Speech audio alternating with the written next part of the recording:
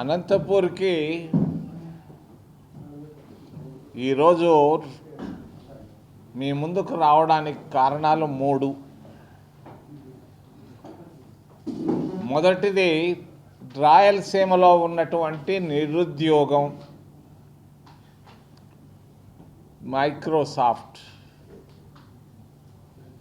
రెండవది రాయలసీమలో ఉన్నటువంటి పేదరికం, ఉపాధి హామీ పథకం మహాత్మా గాంధీ. మూడవది రాయలసీమలో ఉన్నటువంటి ప్రసిద్ధి చెందినటువంటి పుణ్యక్షేత్రం, దేవాలయం తిరుమల తిరుపతి దేవస్థానం. ఈ 3 విషయాలు ప్రస్తావించేదానికి మేము ముందుకు రావడం జరిగింది. ఈరోజు నిరుద్యోగుల పరిస్థితి రాయలసీమలో భయంకరంగా ఉంది.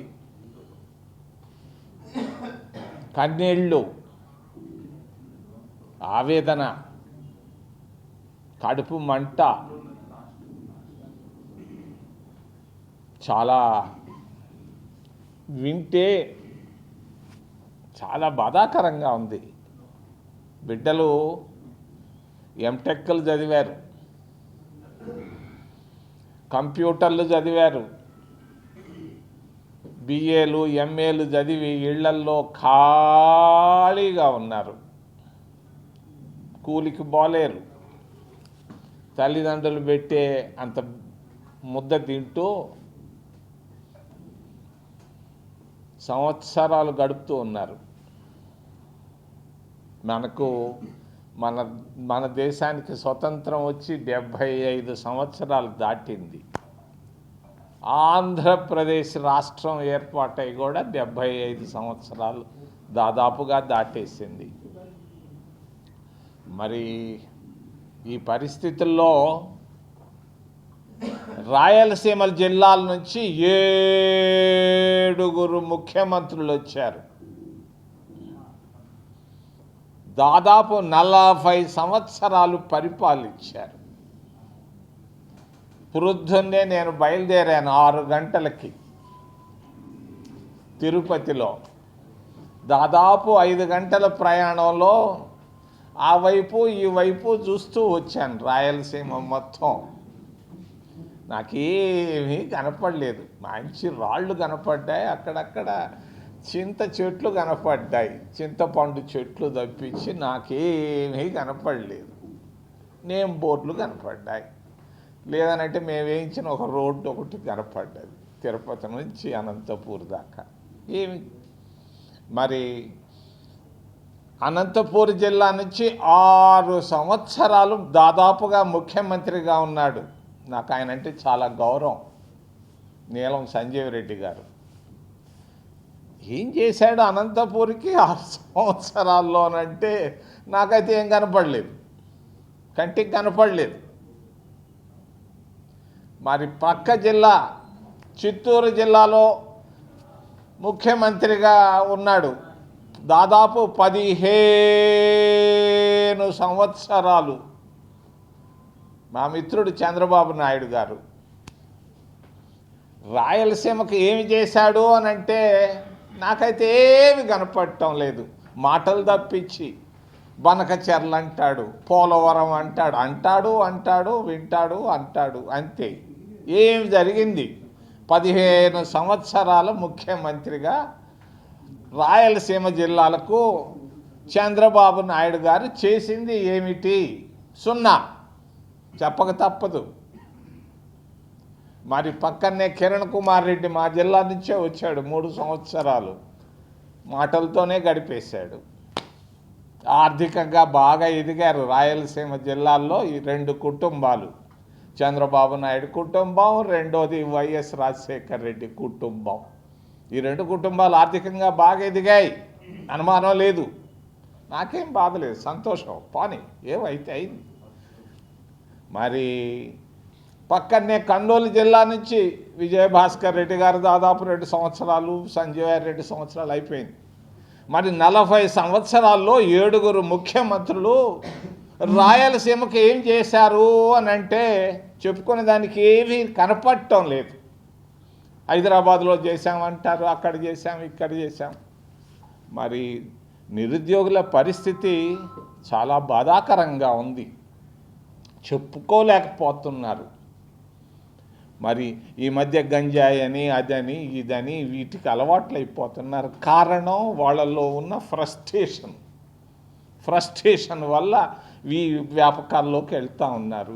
చాలా దారుణంగా ఉంది నిరుద్యోగుల పరిస్థితి. ఈ పరిస్థితుల్లో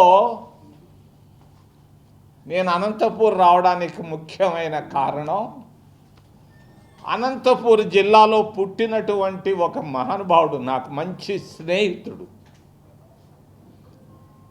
బిఎన్ యుగంధర్. ఇక్కడ నుంచి రాయి సిరేస్తే తాడిపత్రిలో పడుతుంది. తాడిపత్రి దగ్గర ఒక చిన్న గ్రామంలో నుంచి పుట్టాడు బిఎన్ యుగంధర్. ఐఏఎస్ అధికారి అయ్యాడు. మరి బిఎన్ యుగంధర్ గారు రాజంపేటలో పెళ్లి చేసుకున్నాడు.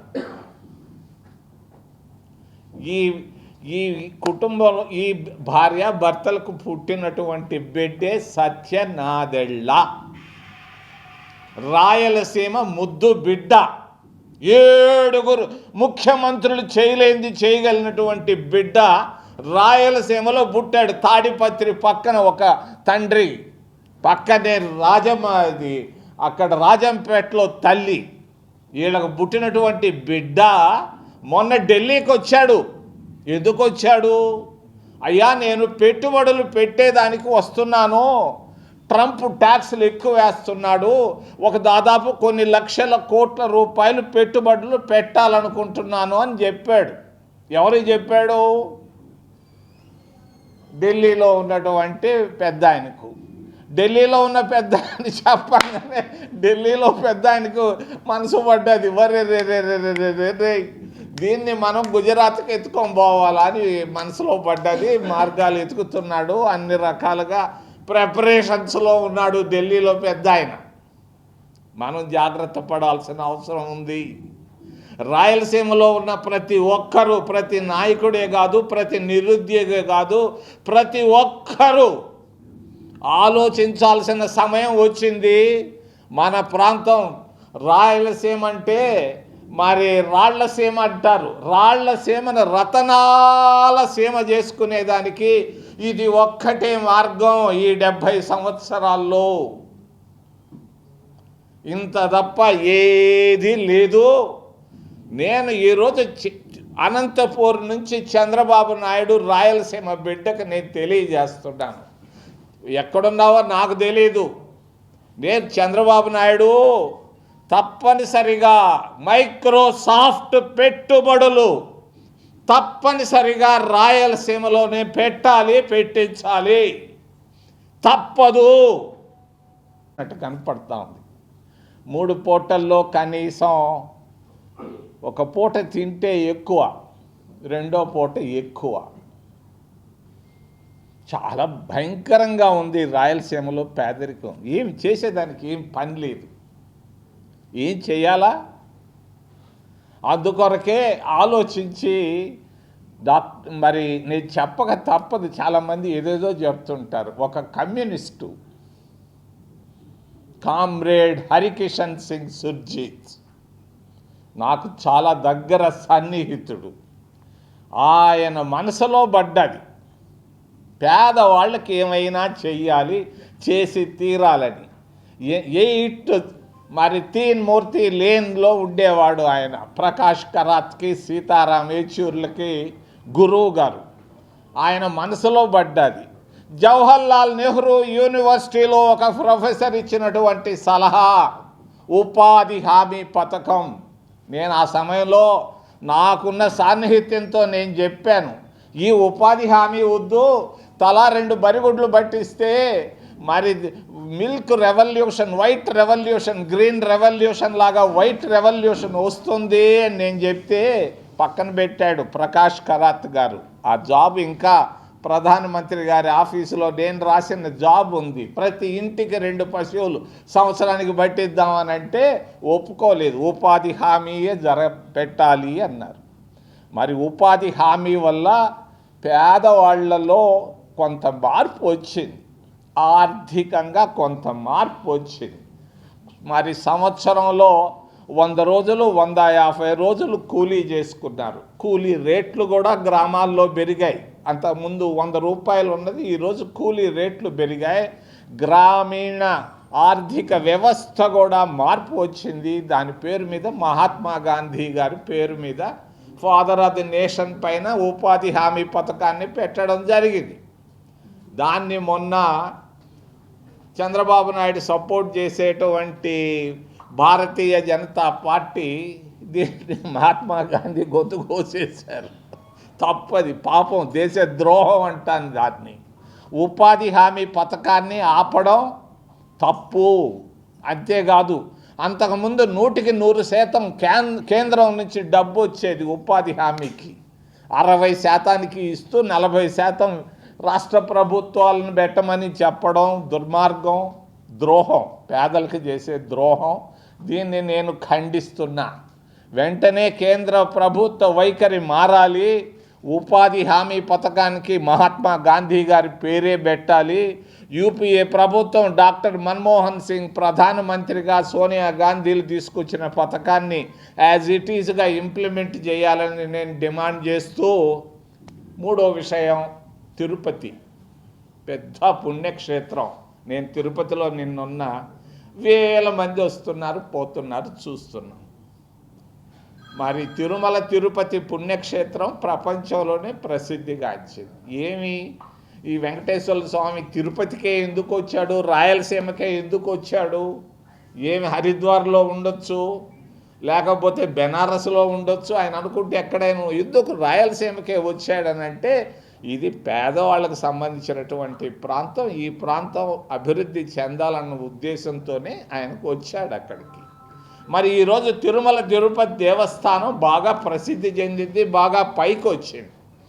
వచ్చినటువంటి పుణ్యక్షేత్రంలో మరి బంగారు నిల్వలు ఉన్నాయి. 100 కిలోల బంగారు ఉంది ఈరోజు. ఒకప్పుడు మరి సవర బంగారు 5,000 ఉండేది, ఈరోజు 1,30,000 దాటింది.